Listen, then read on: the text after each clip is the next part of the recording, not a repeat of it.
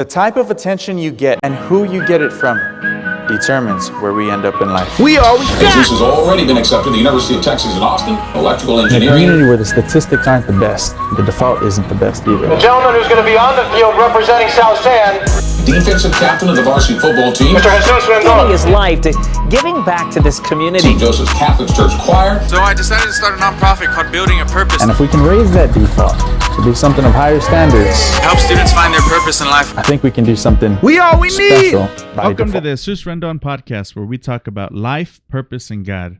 Our next guest here is Dr. Adriana Rocha Garcia, who was the former city councilwoman for District 4, former mayoral candidate for the city of San Antonio, and currently is a mentor for our nonprofit organization, Building a Purpose. She also graduated from Southwest High School, unfortunately, but made up for it by graduating from UT with her doctorate degree. Thank you, my friend, for joining us. Yeah, so absolutely. excited Thank to you, have Mrs. you. And geez, there's been so many things going on in this world right now. I know. It is. I mean, literally the whole world and everything going on. I don't even know where to start, but we'll start off with what's new in your life right now. Well, so right now I'm actually being a caretaker. I've been being a caretaker for, I'd say, a good month or so now. My parents have not been in the best of health lately. During the campaign, during my mayoral campaign, my mom broke her hip. And so that kind of caused the onset of dementia. My dad already had Alzheimer's since last year. And so while she was out in recovery at the rehab center, he was out looking for her. So essentially what that translates into is that right now they need 24/7 care. They need someone with them. And so I have been able to do that most recently. During the entire campaign trail, like I was talking about, I was working on an average of 2 to 3 hours of sleep. Jeez. And so it was like having a newborn, but I have sunsetting parents, and it's two of them. And so it's like having two 80-something-year-old twins. Sometimes they want the same thing at the same time. Right. So that's kind of what life is about right now. I'm very grateful that I have friends and family that are supportive, and I'm so blessed with family members in particular that want to take turns and want to help out. You're an only child, right? I am an only child, So and I does your have son help? one. Yes. Okay. I only have one also. So my son has been really helpful as well, taking turns, spending nights. The other day, I think he saw me, and I think I hadn't really put makeup on or fixed my hair, just in probably just weeks already. And he got to my parents' house, and he's like, "You need to go right now. Just go rest." And so I had actually only had an hour and a half of sleep that night. Jeez. And so he said, just go home and sleep or something. And he's like, "I got this." And so he sent me away. And then I couldn't sleep. And so it was just weird, right? Because it was just daytime. And so I did what any person that can't sleep do, and I decided to go get a pedicure. And so anyway, and then I came back and I slept for 4 hours, and then at 8 o'clock I was back to relieving him. But it was so sweet that he did that, right? Because he just kind of saw me and he was really like, "Where's my mom?" Right. Well, when you first came into city council, he was still in high school, right? He was just finishing high school and entering college. Right. So he has Grown come man. a long way. Yeah. I know. Yeah, he has. He's, just really been supportive during the entire time that I was on council. He learned a lot, and I'm really, really grateful that he has flourished into a young man that wants to help the community. Right. So he was Service. working over at the Madonna Center. He loved the seniors, and then he got into staff. He wanted to help with my parents, one, but then two, he realized, wait a second, I need a job. He got placed in a staffing agency, and right now he's actually working through the staffing agency at Opportunity Home. And he loves it. He's learning all about affordable housing. There you And go. it's so funny because he's like, "Mom, did you know we have blah, blah, blah, blah, blah, blah, blah?" And I'm like, I do. And then he's like, "Yeah, and then we are going to have a grand opening and it's going to be blah, blah, blah, blah, blah, blah." And I'm like, yes, y'all are doing a great job, but we need a lot more housing units. And then he's like, Mom, why didn't you tell me that you did X, Y, and Z? It was hilarious. Just kind of like full circle, huh? Yes. And so it's so neat. And to be able to have him just fall in love with affordable housing and trying to make sure that people are able to have homes that they can call their own. Right. Well, it's no question where he gets his heart of service from. And you talked about him coming and helping you. I think it's also a reward to him, especially in in this season of life, right? For your parents to be able to spend those moments with them. Yeah, I say that it's an honor to take care of our parents, and some people don't have their parents near. Some parents might have passed away younger than expected, and so it's a real honor. It's a lot of work, but it's a real honor to be able to care for your parents. Right. Who do you say you lean towards more, your mom or your dad? I used to be really good about not leaning towards, but I think now it's my dad. I think your dad. And so, when he got diagnosed with Alzheimer's, it was something new and different. But when it hit me was actually last year. And the reason that it hit me is because, one, I'm Daddy's little girl. Right. He used to take me everywhere.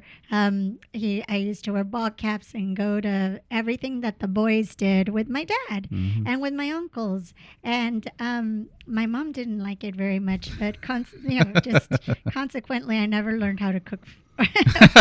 So do all this stuff that my cousins are really good at, but I can tell you all about baseball. And so anyways, it's really funny, but so I realized that I think I am Daddy's little girl, and the reason that I say that is because going through everything and making sure that his medicines are there, that he's taken care of.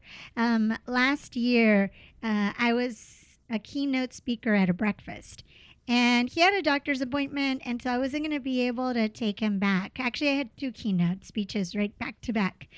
And I asked him if he could be ready in the morning so that he could go with me, and then we would go to the doctor right after that.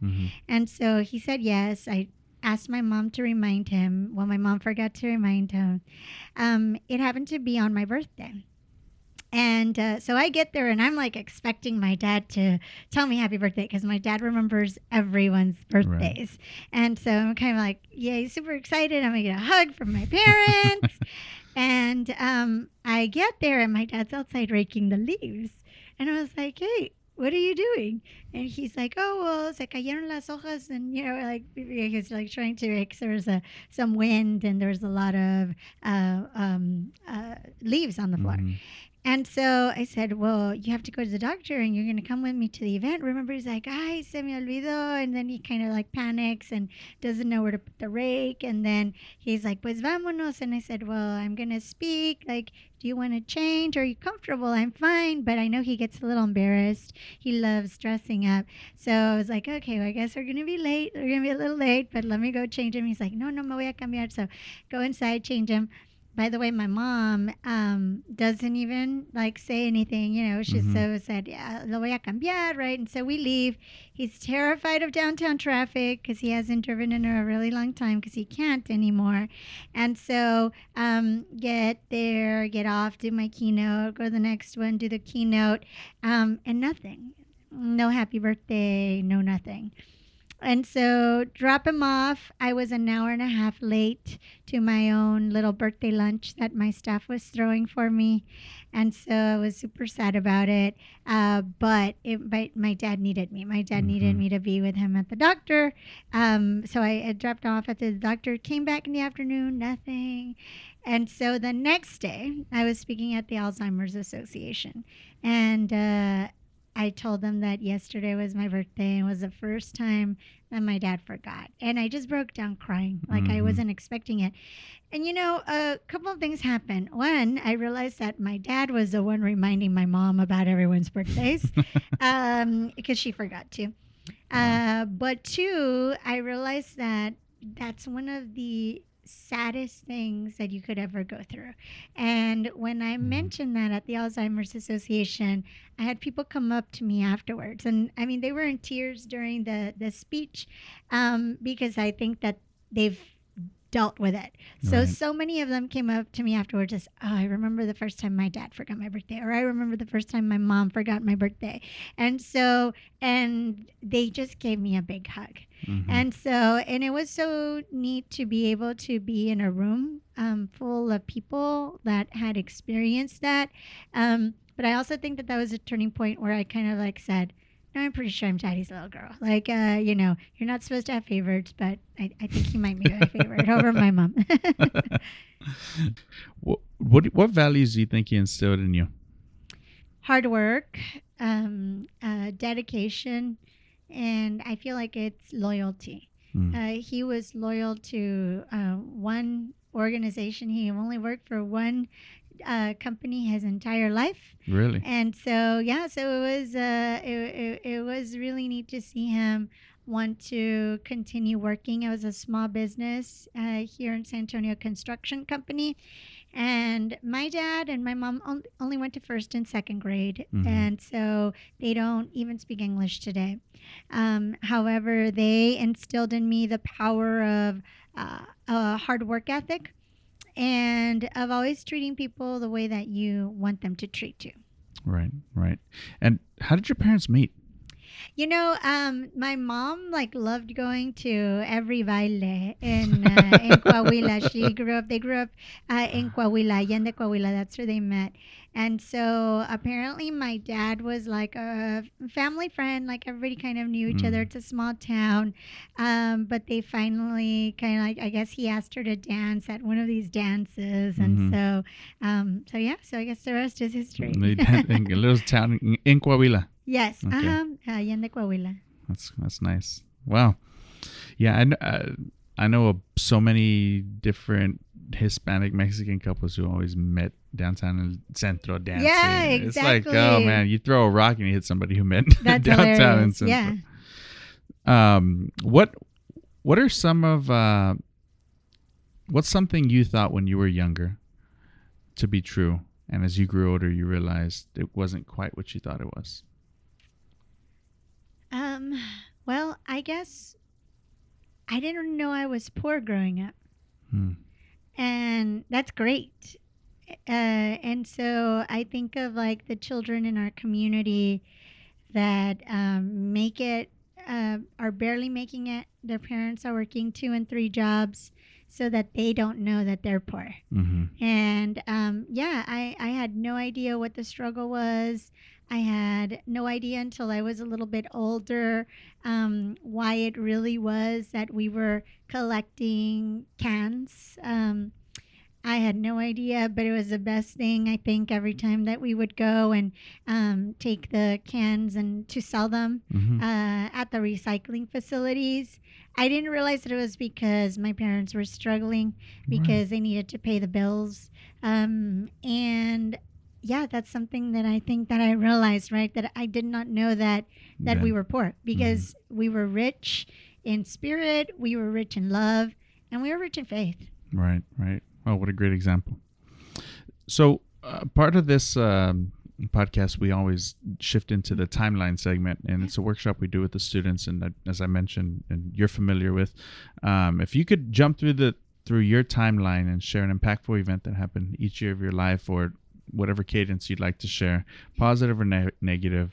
This is a part where we'll put onto the website so that the students can look through when they're looking through all their mentors and stuff. Yeah. So I'll start off 0 to 5. And I started in kindergarten and I did not speak English. And so I had this wonderful teacher. Her name was Miss Castellanos. But her teacher's aide, she was not as nice. And I remember she wore fake red press-on nails. And, Miss Castellanos was incredible. Her son, by the way, was an administrator over at Southwest ISD when I worked there, so it was great. She actually came to my lunch party when I ran for City Council District 4.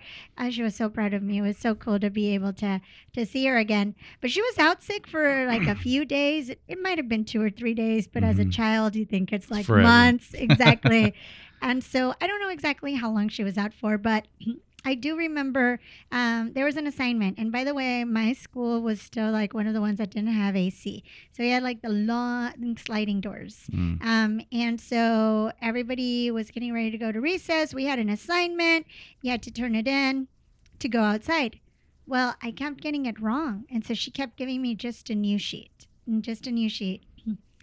But she didn't just give it to me. She would tear it. Like with pure joy. And so I'll give the example, like if this was the sheet, right, she'd be like, and so imagine like very dramatic and just like looking at me like into tiny little pieces with her Every time. ugly- How many times? 5 times. 5 times. Red press on nails. So Jesus, I had nightmares for years. Oh, For Lord. years. Yeah. And Is it guess Indian what? Creek? That was at Indian Creek. You should have went to South San. Should have went to Carillo, I knew you were gonna Athens, say or that. what was it? Armstrong or Five Palms. Well, you know what? Like they got to get away with that back in the day. Yeah, that's like, true. I'm sure. They would yeah. never get away with that No, now, no, right? And so, point being that I held it in. I didn't say anything because my mom loved her because she spoke Spanish also. And so, you know, she would pick me up and she would be the nicest thing. And so what happened that day, the only reason that I got in the 5th time and there was like the bell rang by the time I got it was my little friend. Her name was Julia, one of the most impactful people in my life. She ran in and she kind of helped me with the colors so that I could know what colors to use. And so that was very formative for me. I didn't tell my mom until years later. And of course, my mom was like, ay, vieja, you know, and she, you know, choice words. And so, but she didn't know why, right? Like I just like had nightmares. And so they don't realize what they do. Yeah. And so, as children, like you remember these things. But then, I think it was 3rd grade. I had the coolest teacher, Mrs. Dean, and she didn't speak Spanish. However, she was awesome. She knew that I was smart and capable, and she believed in me. And so she made little index cards for my mom so that I could know how to pronunciate the words. So she would essentially write them out how she was supposed to say them, but she was sounding them out in Spanish for her so she could know what it was supposed to sound like when I recited them back to her. I don't know how much time that took, but like wherever Mrs. Dean is in the world, like, oh my God, thank you so much, right? Because that reminded me that not all adults that didn't want to take the extra effort to teach a child were, you know, bad, right? And so, so that was kind of like the I guess the next go around. Moment. Then in middle school, I had this history professor, and so you know, we had to recite "We the people of the United States" in order to form, and you know, so he just made me feel brilliant because I knew. You memorized it? Yes, and not only that, You still know it? most of it. But point being that he again believed, like, oh, you know what, they can do this, right? Right. And then he gave us a really cool pencil, and he said, these pencils have all of the answers in them. And it was really cute, right? And so as a middle school student, I'm like, is that 7th or 8th grade? I think it was 7th grade. I'm pretty sure that was 7th grade. And so that was kind of cool, right? So then that kind of got me interested, by the way, in government. And so even from a young age, I was kind of like, what does to have a perfect union mean? Like, what do you mean, right? We the people, like the power of the people, what does that mean, right? So it was so neat. And so to be able to have that experience, like, that's another one. I was like, okay, school's cool, then I can handle this. I went to high school then. And my dance team instructor.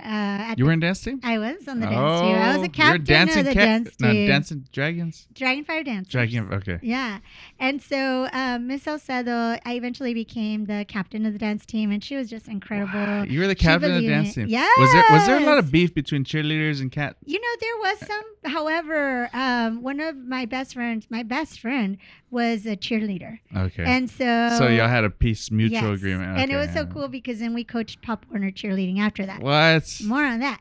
So my dance teacher was incredible, but then talk about transformation and Miss Teresa Castoreño, and she was with communities and schools.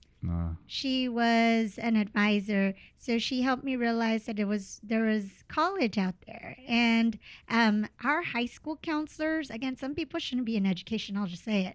I had a high school counselor that I asked about the university, and she was like, "Oh, there's this thing called an associate's degree. It's 2 years. You can go here to Palo Alto, and you could get a pretty good life." And I was like, "Yeah, but there's like this place called, I think it's Incarnate Word," and I had been seeing the commercials for them, by the way, on Spanish TV, and she was kind of like, "Yeah, no, it's expensive. You should just do this. You'll be fine, blah, blah, blah," right? And so, but communities and schools really helped me. Believed in you. Yes, they absolutely did. They took us on college tours. So that was kind of that next phase of life, if you will. Right after that, I went to UIW. I entered with my best friend. We started off at UIW. The cheerleading? The cheerleading. Oh, yeah, man. It was great. And so 1 week before the season started for cheerleading, she had a brain aneurysm, and she lost her life. Oh my God. And so it was just heartbreaking. She was so young. She was very young. And so it was heartbreaking for me, obviously, but for the girls, more importantly. And, at the funeral, the clouds formed an angel. And it was just beautiful, right? And we dressed the girls in their uniforms, and they each laid a red rose. But she would have been probably the godmother of my son. Yeah, exactly. That's the type of person she was, an incredible person. Her name was Jessica Hernandez.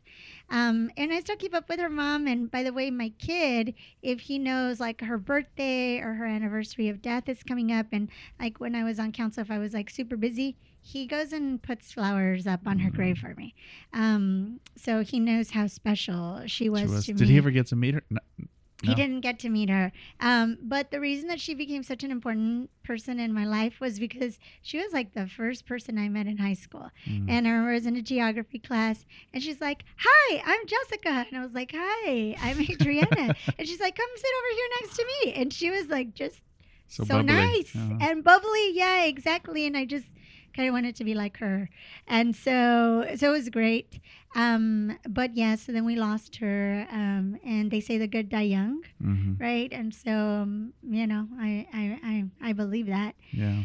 And so then at UIW, when I was at UIW, I had another transformational, I would say, mentor. His name was Vincent Rodriguez, is Vincent Rodriguez. He was essentially the chief of staff for the president. And so I worked as a work study, first in the School of Business, then in the financial aid office. And then when I finished my degree, I worked at the public relations office. So he and the president, Dr. Agnesi, gave me an opportunity because I spoke Spanish to help with the opening of the Mexico City campus for UIW. So it was awesome. Wow. But at the time, I was was going through some difficult times, and I had gotten married essentially right out of high school. And my son was 3 or so at the time. And so ended up getting a divorce. But they really helped me make sure that my son was still in a good spot. Essentially, even though he might not have like the full father figure for a little bit, my husband at the time was just going through some issues, and so needed some time. And so my son ended up going to St. Anthony Elementary School, which is a small Catholic school, and they helped me with that. They helped me with the tuition, which was great. Wow. And that was a part of my package, essentially, working for the university.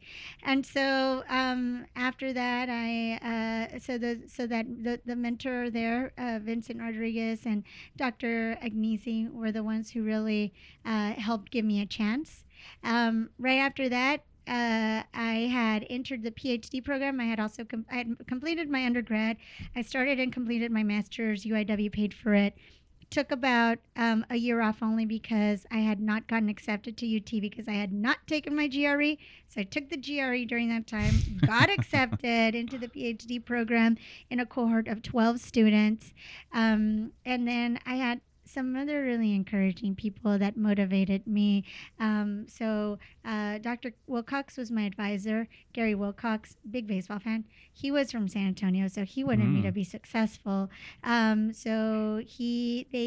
accepted me, but I was on probation because into the doctoral program. And the reason that it was probationary was because I couldn't live up there.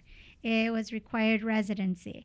But I got all A's, and so Dr. Wilcox knew I could do it. So this is the program in Mexico City? No, this was a PhD over at UT Austin. UT Austin. Okay, not UIW. No, okay, no. Okay. So Dr. Wilcox helped, and then Dr. Drumright, who eventually became my dissertation advisor, helped the rest of the way. So like when we're talking in terms of like 5 years, those were the two people that helped me because it was 10 years worth of me driving back and forth to UT Austin because I was a single mom at the point, and I was working. I was working at the Hispanic Chamber. So talk about also other people that you meet during your life period, lifespan. And I met my other mentor, AJ Rodriguez, who eventually became my campaign treasurer for District 4, big supporter of mine. But he was the president CEO of the Hispanic Chamber. And so loved to work with him on behalf of small business and doing advocacy in particular for Hispanics in business. And he left and went to go work for the city. I happened to call him to say, hey, I applied for a job at the city. And he's like, what job? And I said, I don't know. It's a special projects manager. But I said, I don't know what department it is because it says non-departmental. And he says, oh, Adriana, you're not going to believe it. You would be working for me. That's a position that I posted. He's like, but at the city, it's very different. You have to go through a process. Like, I won't even get your name unless you qualify. And so sure enough, I went through the process. I qualified. He interviewed me. He left me for the final interview of the day. And then he said, I can't even make you a job offer. I still have to go back to HR and tell them that this is a candidate. And so I was like, okay. So I got hired eventually. So got to work with him. And then he was going to leave again. And so I know, right? So which is it me? I know, right? Yeah. And so but fortunately I was able to be picked up by the new deputy city manager, which is Peter Zanoni. And because of him, I learned all about all of the departments that I didn't know a lot about. So it went from like small business, economic development, airport, tourism, to like streets and drainage and solid waste and all of the operational stuff. So I got to learn a lot from him. But then Cheryl Scully, the city manager at the time, wanted to start marketing the positions that were available instead of just kind of like waiting for people to apply. So I got to work with her as executive recruiter. And because of that, I learned to do my homework very, very well. Because with Cheryl, all of your I's had to be dotted, your T's had to be crossed. I mean, there is very, very little room to make a mistake, and rightfully so. I mean, she doesn't have time for that. She didn't have time as a city manager, as a woman leading a large city in the United States, one of the only city managers that were women at the time. And so there's my other five chunk increment. Then I during that time I met Councilman Ray Saldaña, our former councilman in District 4, and he believed in me. He put me on the ethics review board. I served on the ethics review board for about 3.5 years. Within 1 year, I became chair of it. I led a large group of changes. There was 60-something changes at one point. Worked with city council for about 1.5 years to get those changes implemented. And then the day we were presenting the final presentations, the final recommendations, we had gone twice to the governance committee, and it was insane. One of the council members decided to make an amendment on the spot. And I was like, wait a second, that happens? Like, how can he do that? Like, we've been doing this for 18 months. How can he just do that? And so that's kind of the straw that broke the camel's back. And when I knew that Councilman Saldana was going to be termed out, my son was already going to be finishing with high school. So I said, you know what? I think it's time. Like, I can't let this happen anymore. And I got on council. I ran and got on council. That was 2019. So then I'll take you into the next part of my life, which is council. And in 2019, so I got on the council and I realized that there was just a great opportunity to continue the work that our Councilman Saldana had done. He had done great work for our district. I didn't want to lose that momentum. But about 7 months into it, I get a call, and it was Super Bowl Sunday. And I was like buying chicken wings at HEB or something.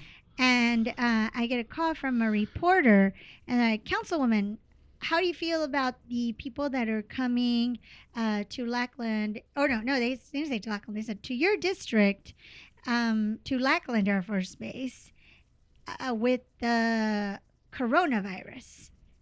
And I kind of stayed quiet, and like they're being evacuated from the Princess Diamond cruise ship from Wuhan. And I had been in public relations, so we know that you never say no comment. So I said, I'm going to have to call you back. So I call the mayor. He didn't answer. I call the city manager. He answers. He says, I'm on the phone with the mayor. I know why you're calling.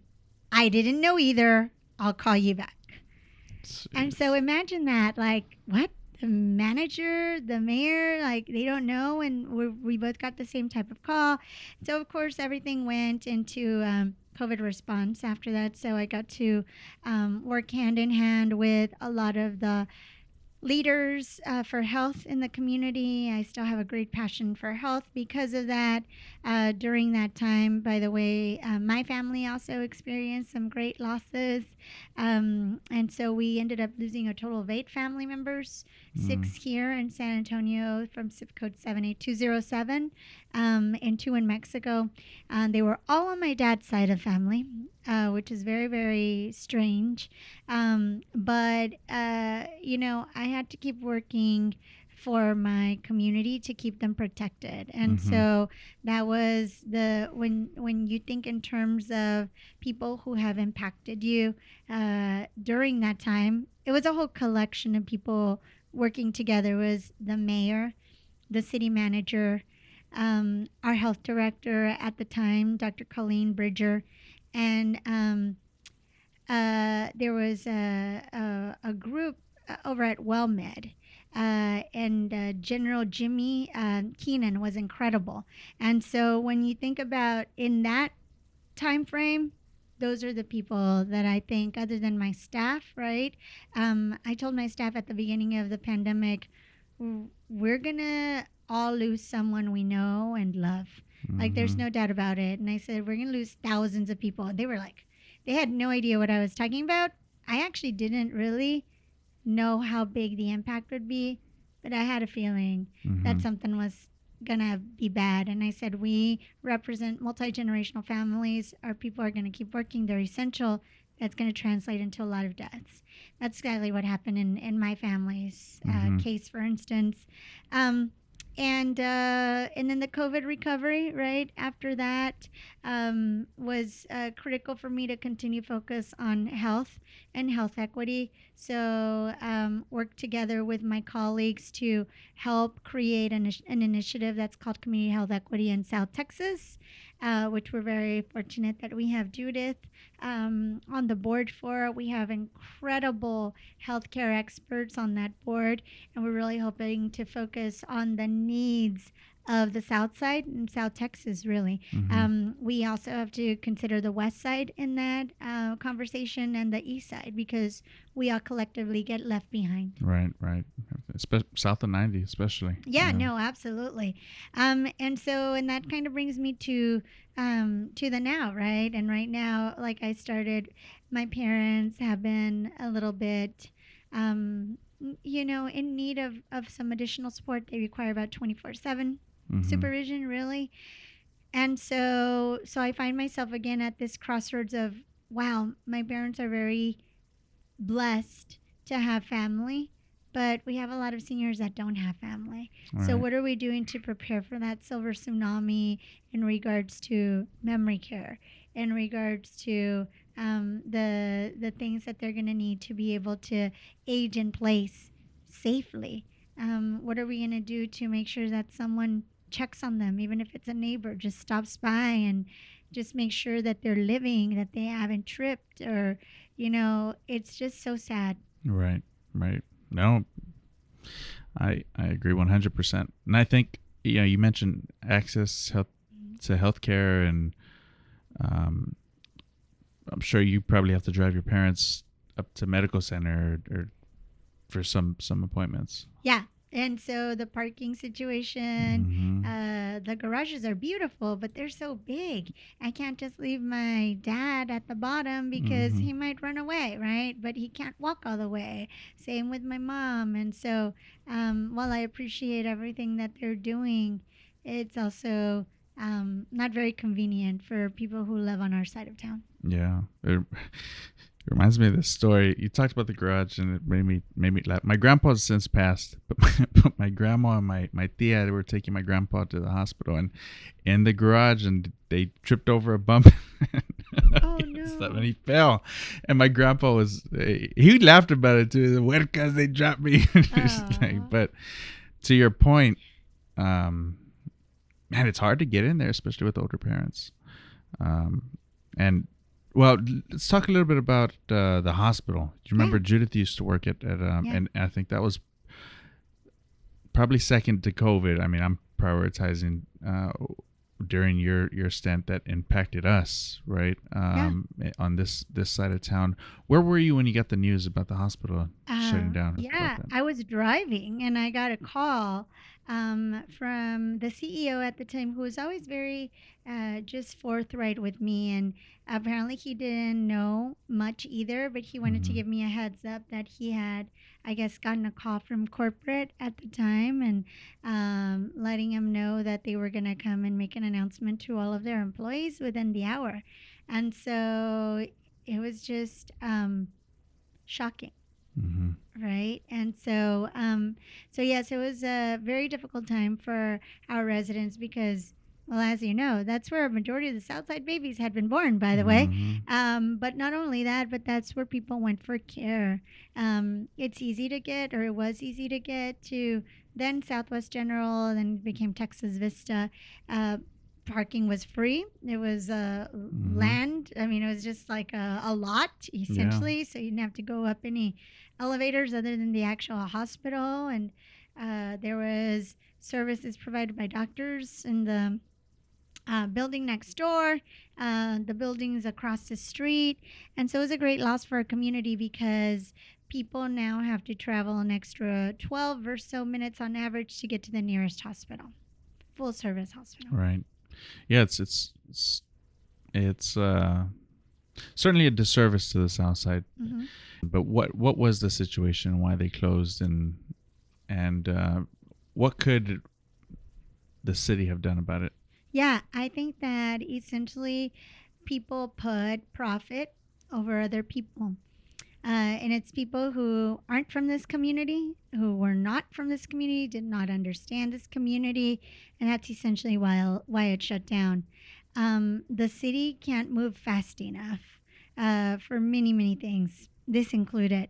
So I tried reaching out at the time to UIW. I tried reaching out to UHS.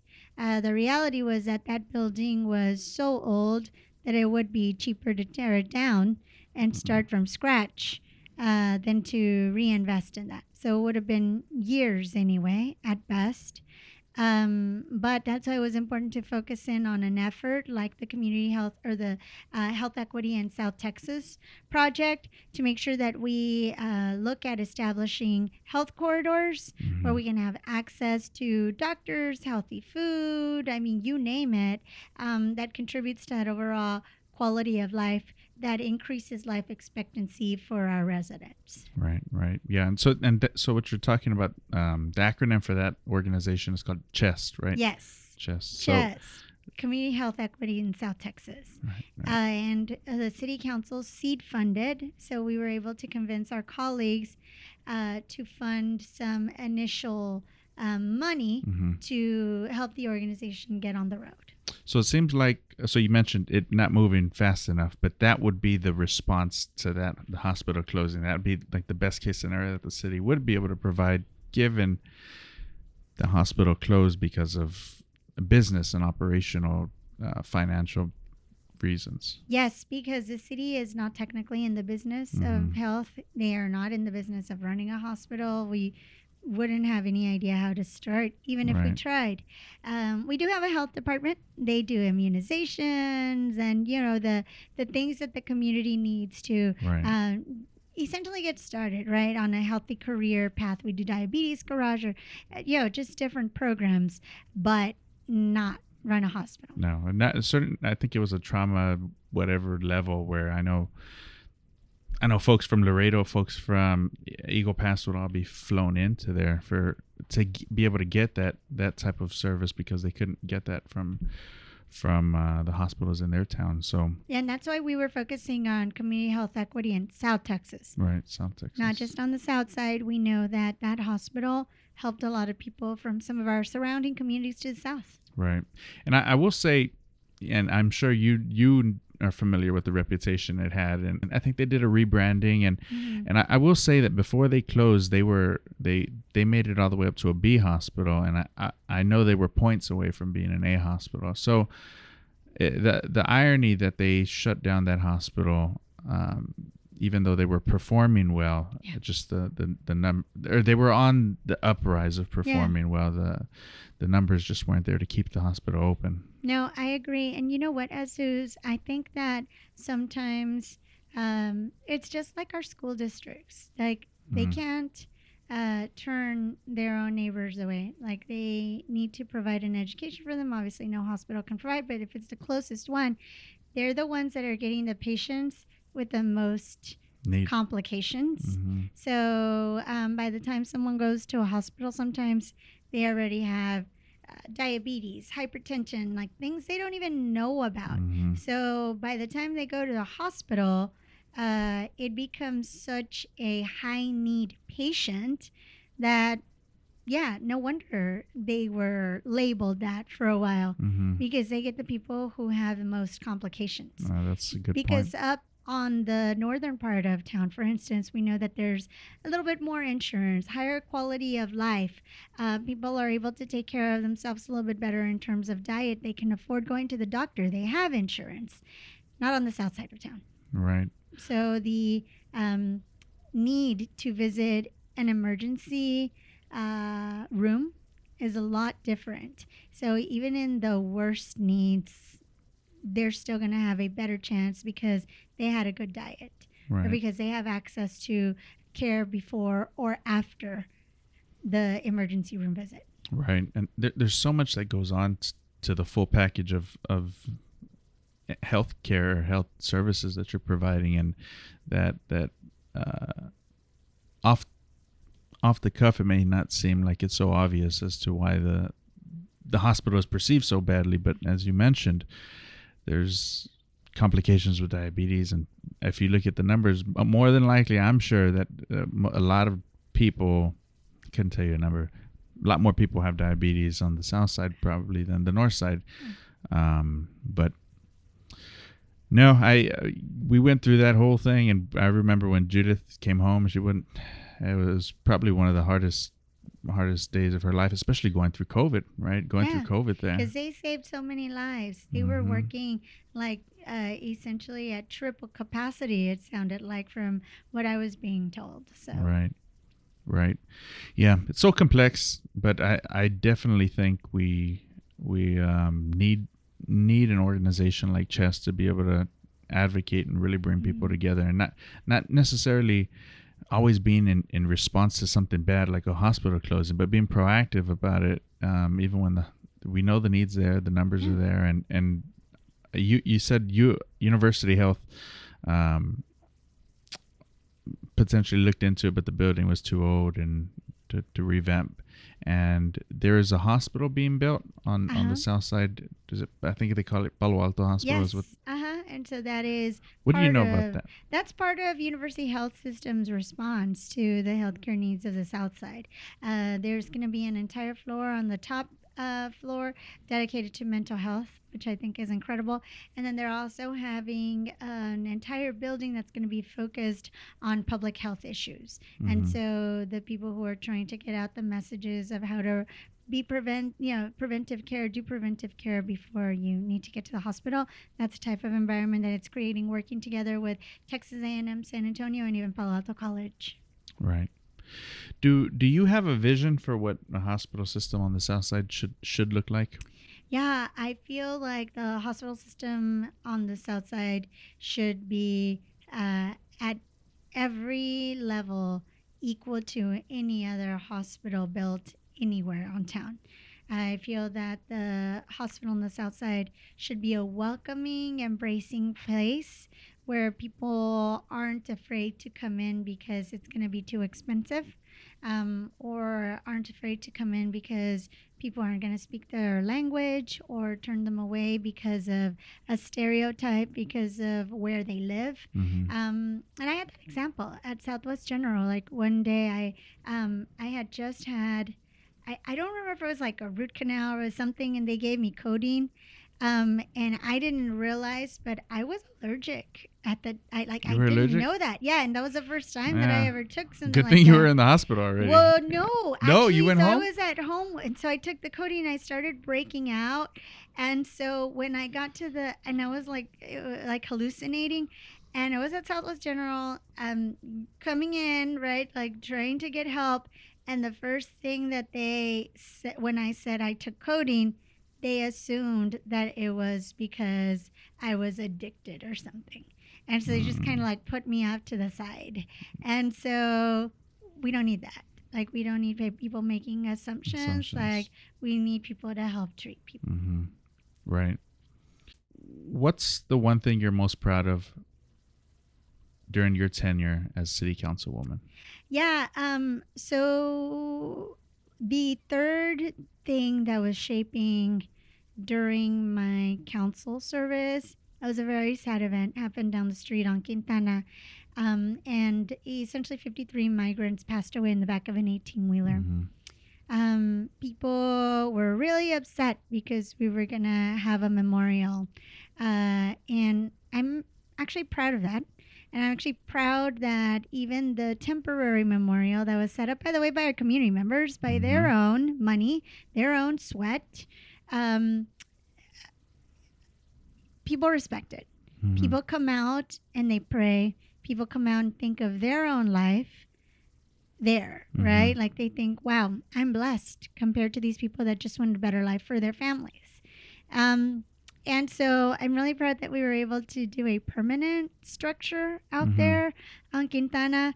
But most importantly, I'm proud of the community. I'm proud that the community felt comfortable enough to just do that and knew that they were going to have my support. And knew that every time someone tears down that temporary memorial, we're going to gather together and we're going to fix it together. Right.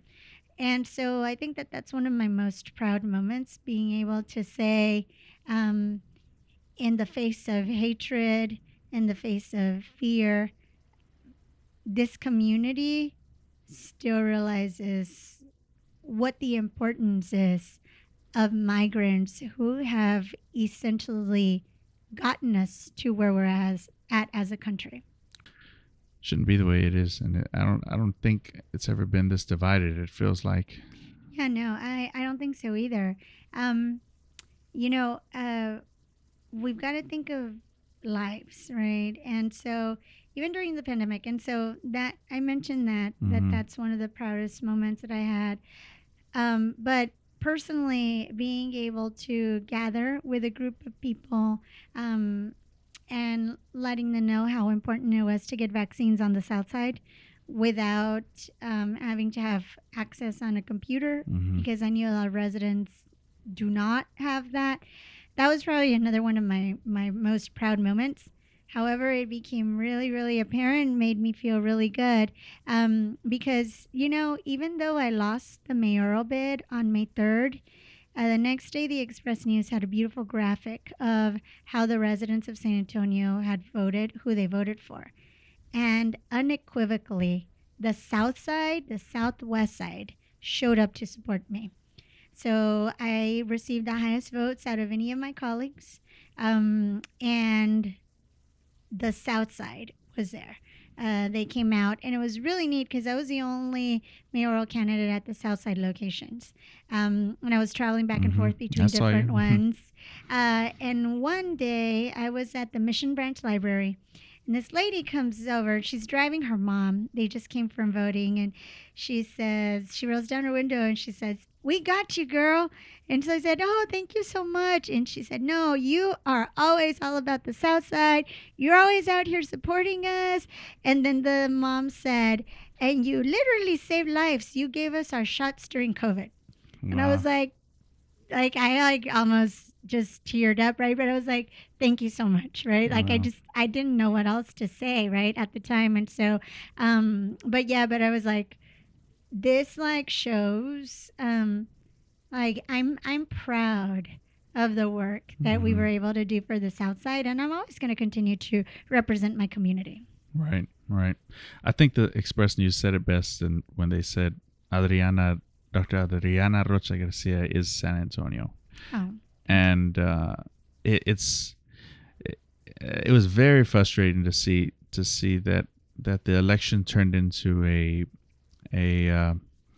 fundraising out of state and a national fundraising campaign and a state fundraising campaign. And you're right. I mean, you came in, out of all your colleagues on the city council, you came in first. And then everybody above you were all multi-$100,000 campaigns that were run. We never broke $100,000. Yeah. So, yeah. And I think people also doubted your branding or all around San Antonio, but initially you had Courage's endorsement, and had that strong group of voters continued to turn out, I think that would have been next level for you and pushed you over. Yeah, no, absolutely. Technically, he never unendorsed me. I pointed that out. He laughed when I said that. Oh, too. that's good. Well, technically, you never unendorsed me. So yeah, so I love Councilman Courage. He had his reasons. He was really worried, and so he maybe didn't think it through enough, right, of what could happen, and so to each. Right. Yeah. You make a decision based off the resources you have at hand. That's right. But I think there was nobody in that race that was more San Antonio than you. Oh well, thank you. I appreciate that. So I know we're coming close. Yes. Let me go through these rapid questions. Yeah. And then these are hard questions to go through rapid style. So, what is your purpose in life? To help others. What's the best advice you were ever given? To help people up when they're down. What's the greatest lesson you learned in your 20s? Oh. Not to give up. What's the greatest lesson you learn now? To keep trying. What's one thing you want people to know about you? I love my South Side. What's one thing you want your family to know about you? That I love them. Whose death affected you greatly? I think it was my best friend. Why? Because she was always there. And like I said, I wanted to be just like her. She was just such a bubbly person. Like everything about her was love. Mm-hmm. If you were to die today, who's the one person you would call? My kid. And tell him I love him. Do you believe in God? I do. Why? I believe that if we hold ourselves to value something that we can't see or touch, that there's always this hope. And I go to church every Sunday except the last 3 Sundays, and I already called out my father already the other day. I go to the same church, the same mass every Sunday, and it's just an incredible time being with community. And I feel like it gives us that hope that is so lost in the world. Sometimes, like every day, you can feel hopeless and helpless, by the way. But once you hear the word of the Lord, you're kind of inspired to just go at it again and try again and do everything you can with your time, talent, treasure. How do you know if something is divine? Well, I talk a lot about divine providence. By the way, I had all of my stuff talking in terms of divine providence. And one of the reasons is I teach at Our Lady of the Lake University. And so founded by the Sisters of Divine Providence. But also my son went to St. Anthony, and they were founded by the Congregation of Divine Providence, the Sisters of Divine Providence. And so we talk about things being providential. And so why things happen for a reason. So I think that there is divine intervention. I think that things are divine when they come to you unexpectedly, but not just for your own good. It's to help others. And so I feel like that's what the definition of divine is, something that you don't understand, but you know you can help others with. Okay. Has your faith always been this strong? Yes. Why? I think it's my grandfather. So he used to be a velador, so a guards or night watch. There's right? Knights of Columbus? No? No, it's he wasn't on the Knights of Columbus, but he was like the watchman, I guess, for church, like the overnight guy, velador, that's what they would call it in Spanish. And so when we would go to Mexico, usually we would show up at night because we would go like after my dad's work. And so he was always at the church taking care of it. And it was so funny because a lot of my cousins were scared of the church because it was dark and there's just like a couple of candles in there and some of the statues looked scary, but I always loved it. Like I thought it was the coolest thing. So I wanted to go see my grandpa, right? And so I thought he had the coolest job because I thought that was his job. But yeah, so my grandpa I thought had the coolest job ever. And I think maybe that's why, like, he was just so faithful. Everything was about praying. Gosh, he was always praying. Yeah. You're so brave in the most where most would be so scared. And I know we didn't get into it, but you've killed 2 snakes. Oh yeah. Yes. So actually, I just sent one picture to someone the other day. But it was a little rattlesnake. Yes. Yeah. And of course they have the most venom when they're younger, right? So so there was 3 little girls that used to be my neighbors, and they were playing outside, and the rattlesnake's like slithering over there, and like right. And so I think you find like your bravery in like trying to help others, right? And so everything that I did on the city council, like a lot of those things were not necessarily popular with everybody, but we needed to do it. And so it took that. I would say that thinking about the best for the most or the most good, right? Best bang for your buck. Yes, exactly. And so, sometimes I didn't agree with some things, and it was the same reason, right? Like I had to weigh it out, like ultimately how does this affect us? And I think that's a part of being brave. Okay. Is there a parable you often go to back into the Bible? No, actually, no, there's multiple ones, right? And so I'm trying to think of one, but no. I mean, I think that there's just it depends on Sunday reading, whatever season you're in. Well, whatever season, whatever we're going through, right? And so, And maybe it's through that the divine intervention comes through. Yeah. So it always happens, like on Sunday, like something, so something will pop up and I'm like, that's why I experienced that, right? So it's just, it's just, I don't know. You're right. It's divine intervention. Are you promoting anything? No, not right now. I mean, I'm trying to promote, I guess, just awareness about, getting ready for when your parents are of age, right? So I just keep telling everybody, hey, make sure you have all the documents in place. Hey, make sure you know about a Lady Bird deed. Hey, make sure you know about a power of attorney, medical power of attorney, blah, blah, blah, right? And That's so so just much. from like my learning, but no, not necessarily right now. And so we'll see what I get to do next. Okay. And your social media, we can follow you So below. you can follow me at Adriana Rocha Garcia PhD, and it's in parentheses, keeping up with Adriana. Awesome. Well, Adriana, we love always talking with you. Our family loves you. You've been a good friend to us for many years, a great mentor for our organization, a champion for building a purpose. And I know you're in a stressful season in your life with everything you're committing to right now with your parents, but we're excited to see what comes next. Thank you, Jesus. It's a learning opportunity, and so yes, I will be back soon. Thank you. Thank you.